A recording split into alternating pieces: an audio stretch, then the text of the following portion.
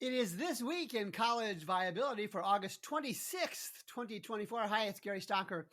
You know, as college students move on to campuses over the last couple of weeks, and I think including this week, there's much excitement, as to be expected, about the new academic year, and some colleges even made announcements about good enrollment numbers.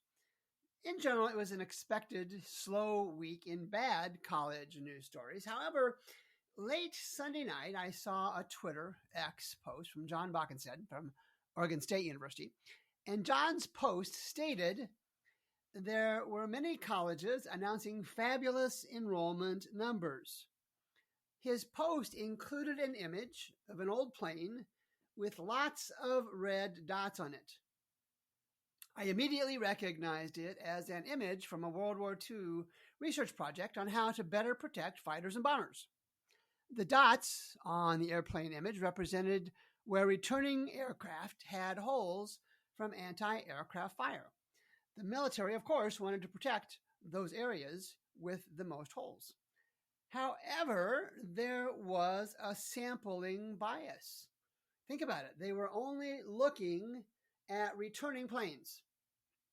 They, for obvious reasons, were not looking at planes that were shot down and crashed. Jon confirmed through some back and forth Twitter posts he and I had that was his point in announcing that colleges that had returned with strong numbers, that there was a sample bias. Of course, if there's good news, you're going to shout it from the mountaintop. But the sample bias here is those colleges without good news, those colleges with bad enrollment numbers, and that's a preponderance of them. They're the ones that need to be analyzed, not the self-proclaimed good news colleges with great enrollment, so they say. I'll talk about that in a minute. And as I shared with Jon, and I've shared on previous podcasts, this is a time of year for colleges when no news is bad news. Now, I have some of these enrollment stories teed up for later in the podcast. And some claims are indeed valid. I did the research. I checked the data on all of them. But some are spinning the data so much, I needed to rush out to my Walgreens to get some anti-spinning pharmaceuticals. And I found there is no such thing, of course. Other stories this week, Alverno College up in Wisconsin, it's in Milwaukee, received an HLC, Higher Learning Commission, financial probation letter, and nobody knows about it. We'll talk about that. It must be a Wisconsin week because the University of Wisconsin, the public, Regents, closed the college and laid off 32 tenured professors. We'll talk about that. And we'll talk about those spinning fall enrollment stories. And I'm going to wrap things up today with a story from a guy by the name of Mark Branche about from Inside Higher Education about survivability is not sustainability. We'll talk about that toward the end of this week's podcast. Welcome as always. I'm always interested in your questions, comments, observations, concerns. You can certainly drop me a note at gary@collegeviability.com. You drop me a note, you drop me a question, you drop me a concern, they go to the top of my list. Page 2, Alverno College and HLC financial stress probation. Now, there was a document at the HLC, the Higher Learning Commission website, they're out of Chicago, that was dated August 1st. And I'll read what the first part of the letter said. The Higher Learning Commission has assigned a financial distress designation to Alverno College in Milwaukee, Wisconsin, based on the institution having declared financial exigency. So this is the institution saying, hey, we're running out of money. Not the HLC saying, hey, where's your money? Ladies and gentlemen, boys and girls, this was 6 weeks ago. I only stumbled across it because I have so many connections in higher education. Somebody dropped me a note that happened to include a reference to this, and I looked it up. And HLC says in their letter that a financial distress designation is a consumer protection mechanism, HLC says. Okay. It's meant to apprise the public, I guess the public that dives deep into the archives and catacombs of their website.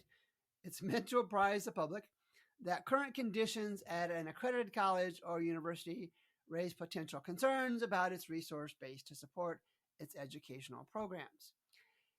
They had one other sentence that I don't know what it means. It says, and I quote, HLC does not undertake any independent evaluation of the institution in advance of assigning a designation. HLC does not undertake any independent evaluation of the institution in advance of assigning a designation. If you know what that means, HLC, drop me a note, Gary at collegeviability.com. If anybody knows what that means, I'm going to guess that it means that I can't tell HLC, maybe the other I-dotting, T-crossing accrediting agencies, I can't tell them the financial or enrollment, graduation rate facts, or other data about Alverno or other colleges. And Alverno remains accredited. Alverno College remains accredited while it pursues efforts to address the circumstances that have led to the designation. Now, why is it that HLC, and I think other accrediting agencies as well, why is it HLC plays hide and seek with these announcements? You have to know where to go deep inside their website, in the catacombs of their website. You have to know where to go. And in this case, somebody provided me the link. I wouldn't have looked at this anytime soon. I go and look at those accrediting websites on occasion, but not often. Why is it that a public service announcement is buried? Why is it that this is not front page on the website? And maybe it is. HLC, maybe I missed it. If so, let me know and I'll correct it. But to me, this is yet another indication that accrediting agencies are really not much more than I-dotters, crossing the I's, T-crossers, crossing the T's. And when you go to the data, Matt Hendricks and I on the college financial health story, I think it was 2 weeks ago, had Alverno on. It's one of the few we've done so far. We'll be doing a lot more. And one of Matt's visuals shows that one of the key indicators, cash, Alverno's pattern followed very similarly to those colleges, the income patterns, the net income patterns of closed colleges. That can't be good.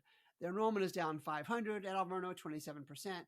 Four-year graduation rates are abysmal. It was 40% in 22, much lower in earlier years. The tuition and fee revenue is down $11 million from 2015 to 2022, the last reported data. Total expenses up $2 million. Endowment as a suboptimal $35 million. Total revenue down $13 million. The total revenue to expense ratio for every dollar in expenses. Yes, for every dollar in expenses, Alverno College brings in 73 cents in revenue. Why is it that HLC and other accreditors don't share these numbers in a timely fashion? Some nondescript announcement buried deep in their website catacombs does not, in my mind, meet the standard of consumer protection. And what happens this fall if predictions of more closures associated with the FAFSA debacle hit these financial monitoring challenged agencies? Will they bury more probation announcements in their website catacombs? Will they continue to protect their dues and fees paying colleges by under-communicating the real financial and viability challenges? And it must be Wisconsin week here at this week in college viability. Here's a headline: in a precedent-setting vote, the University of Wisconsin Regents close a college and lay off 32 tenured professors. And this is a story from Kelly Meyerhofer at the Milwaukee Journal Sentinel on August 23rd. The board overseeing Wisconsin public universities laid off 32 tenured faculty. It was from a college that was part of the University of Milwaukee and I believe the Washington County campuses at the end of this school year. It might have been the Waukesha campus as well. And the 32 faculty, I believe, were at those two campuses, and the Board of Regents said, we don't need you, and laid them off. Here's a quote, and I'll follow up on this here in a second, but here's a quote from Tate Szabo, and he's an associate professor of philosophy for one of the Branche campuses. he says, Mr. Tate Szabo says, it's always the people who make the least who get cut first, right? He asks. Mr. Szabo said he had given 17 years to the University of Wisconsin system and ended his academic career earning about $56,000. Credit to him for sharing that. He goes on to add, Milwaukee isn't brimming with other philosophy faculty jobs for him to apply for, but his family has established roots in the area, leaving Szabo and his family in limbo. This sad. This has happened and will continue to happen. It is sad. It happened to me in a different industry many years ago. It happens to many, and these sad stories are true. They are depressing, and yet they are necessary. They are necessary for higher education as an industry to scale back to a size where the supply of colleges, college courses, college seats meets the demand from students for those courses. Mr. Szabo and his $56,000 after 17 years, decisions or no decisions have consequences. I feel bad for all those in that position, including Mr. Szabo. But it will continue to happen to all of the Mr. Szabos or Dr. Szabos it might be in the world. Decisions or no decisions have consequences for all of us. Page 3. All right, let's have some fun spinning enrollment. Like I said at the top of the podcast, there are many announcements this time of year when colleges are welcoming their students back in a variety of different stories, and I bet 2 or 3 dozen of these a day on my Google Alerts form that I have in place. And the first one is Missouri Baptist University, actually just down the street from me, welcomes the largest number of new students on campus. And again, as always, the links will be in the show notes for this. So Missouri Baptist, in a long story, doesn't even use numbers, just percentages. So it really makes it tough to do quality control checks, which is one of my main jobs here when colleges put this kind of number out. Good folks at Missouri Baptist, and this is an internal communication, I think. If you're doing that, include some data for us. Be upfront. Let us make sure your numbers are the same as the historical trends, the actual numbers you submitted previously. At Aurora University, the headline reads, Move-in day for new students, exciting, emotional. At Aurora, this was a Chicago Tribune story. They say we always have the same move-in weekend in August, and this year we are welcoming 700 new freshmen with a total enrollment of just under 6,000, one of the representatives said. In terms of total numbers, here's the qualification. In terms of total numbers, the total is projected to be. The total is projected to be the same as last year. A couple hours north of me in Quincy, Illinois, Quincy University, the Quincy Herald-Whig, Quincy University stable, heading into the 2024-2025 academic year. I presume they're talking enrollment. There's a picture of Quincy University President Brian McGee greeting students in his graduation day regalia, the gown and all that kind of stuff. That had to be warm in mid-August in Quincy, Illinois. And here's a quote from Dr. McGee, I presume, from Quincy University President Brian McGee. It's a smaller class than last year's largest in 50 years enrollment. Okay, was it 1 student, 1,000 students? Doesn't say. But still a good number. All right, that's a solid reference by historic QU standards. This is where I need to run it back out to Walgreens to see if they have some pharmaceuticals for me. My head is spinning as I read all of these qualifications from college. And this happens to be a college president, for crying out loud. Let's go inside baseball for a second. There's lots of different ways. There are different ways to calculate and report to calculate and report enrollment. Total enrollment, full-time equivalent enrollment, undergrad enrollment, graduate enrollment. All of these different types of enrollment can be mismatched to make statements like we're hearing from folks at Quincy and other places. And I might spin it. I've said this before. Feel free to spin it, but I'm going to catch you.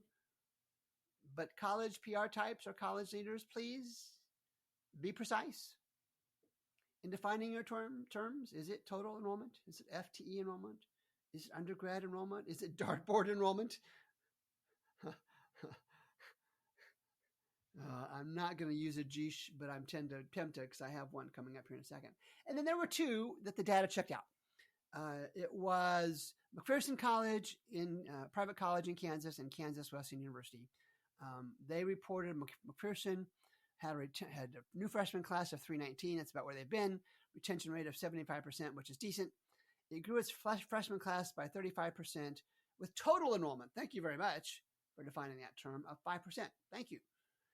Kansas Wesleyan also reported its largest ever incoming freshman class. I don't know what the number is. They share it's 417 students.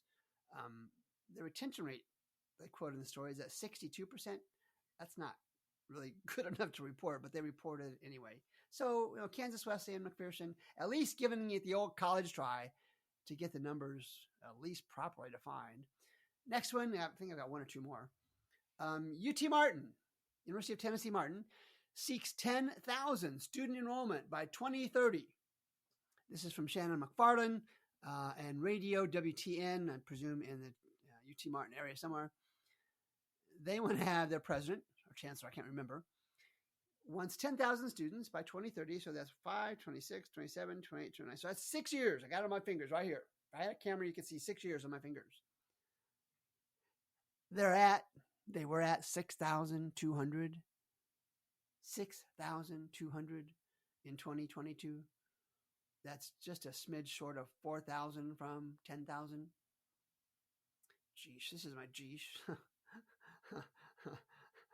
Do they realize at UT Martin how many students they would have to create or take from their competitors? This is baloney sausage. That I'll leave it at a single G's. Welcome week at Adrian Colleges spotlights 600 new students representing the class of 2028. This is from the Daily Telegram on August 23rd. I don't see a reporter in my notes here. More than 600 students, 603 to be exact. Good for them. Were welcomed to campus by Adrian College faculty and staff. Let's just go to the data. The good folks at Adrian College, their unfunded institutional grants, discounts, if you will, merit aid, is up 16. That's $16 million. That's 65% in the last reported 8 years. Tuition and fee revenue is down 1.3 million. Expenses are up 9 million. And the 4-year graduation rate was 40% in 2022. And you've heard me before, if you can't graduate at least 40% of your students in 4 years, I don't even think you're a college. If you can't graduate at least 40% of your students in 4 years, you are a tuition collection agency. You're paid to graduate students, not just collect their tuition and fee dollars. And reporters, again, you take these stories, that's fine, that's your job. I'll make the offer again. Drop me a note with your media suffix in the domain, and I'll send you a free courtesy link to either the full executive analysis version for either public colleges or private colleges. I get so little response to this, I am probably wasting perfectly good breath on those stories. Page 4, and is the last story that I have, and this is that survivability is not sustainability lead that I talked about at the top of the podcast. And this is from a Dr. Mark LaBranche, who is Chancellor Emeritus of the University of Tennessee Southern. He's written a couple books. One is Inside College Mergers, Stories from the Front Line, and the other was Rebirth of an Institution. And this had to do with a college merger I think he helped pull together. Mark LaBranche writes, the existential question of institutional survivability may mask more important questions about sustainability and mission, Mark LaBranche writes. Here's a quote from Dr. LaBranche's Inside Higher Education article. While many colleges have managed to survive year to year for a century or more, the more important question is whether they are sustainable. Now, this is an interesting thought process from Dr. Branche. I've talked about colleges waiting to act, waiting to move, waiting to change things, change their business model, change their academic model, until their last dollars are circling the financial drain. And at a time when the higher education market is shrinking with intense financial and enrollment pressures across the market, just surviving is a disservice. Just surviving is a disservice to faculty and to staff and to students and even to the community that your college resides in. Yes, I believe that consolidation of colleges, mostly private, but some public, I believe that consolidation of colleges in the forms of both closure and mergers are needed. I believe that consolidation of colleges in the forms of both closure and mergers are needed. That is my voice. That is my position. It's not easy. It's not easy for these consolidations, closures, mergers to take place. In fact, it is and will continue to be quite unpleasant for those involved. There's no question. But this goes beyond the issue of saving your local college, private or public. I make the argument that this is a national economic and that this is a national security issue. Colleges without sufficient financial resources are a drag, are a detriment on the learning and potential of their students, and I argue of their country. If your college is just surviving, please consider the downside consequences for all of your stakeholders. College leaders, it may be late in the game, but if it's time to turn off the lights, please turn off the lights.